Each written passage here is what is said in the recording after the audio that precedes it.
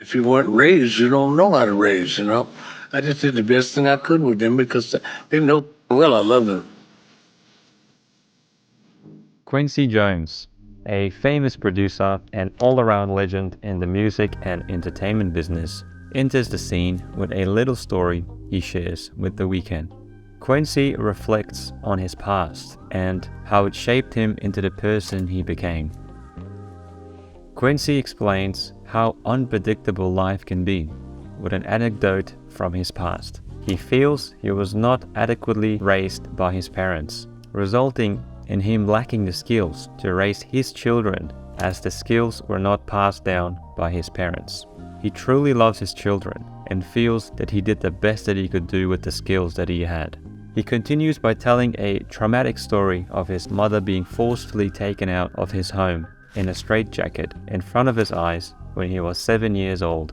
The doctors diagnosed her with dementia precox and placed her in a mental institution. This condition nowadays is known as schizophrenia, a mental health condition that leads to a warped interpretation of reality. The individual can become a danger to their family and community. At present, there are remedies available to manage this condition. Unfortunately, back in the 50s, such knowledge was not generally available.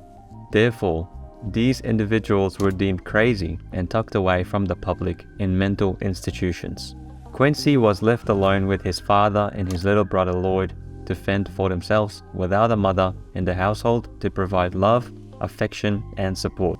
Later on, he had an evil stepmother who further cemented that he did not require a mother figure in his life. Upon reflecting, and perhaps therapy too, he realized that growing up without a loving and caring mother figure affected his views on women. These effects bled into his romantic and family relationships. Every time he would get close to a woman, he would get cold feet and find a way to destroy that relationship.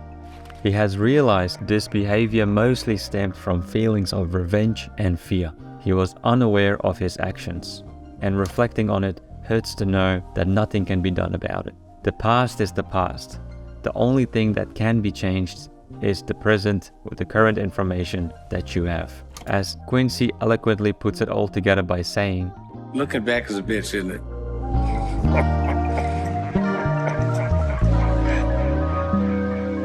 conclusion. This story is the most crucial part of the puzzle in the Weeknd story thus far. There is a reason why this was included in this project. A project of self-reflections, attempts at finding meaning, giving love another chance, and breaking old habits. The Weeknd must resonate with this story one way or another, especially since it comes straight after Sacrifice, where he's unsure whether to enter this romantic relationship or not. A mentor in the form of Quincy Jones, which he has always spoken highly of, gives him a much-needed perspective to make this decision. And there were fans on the other side of the stage, like screaming and trying to get my attention, and, but I was so focused on him, Quincy Jones, my idol, the reason why I make music.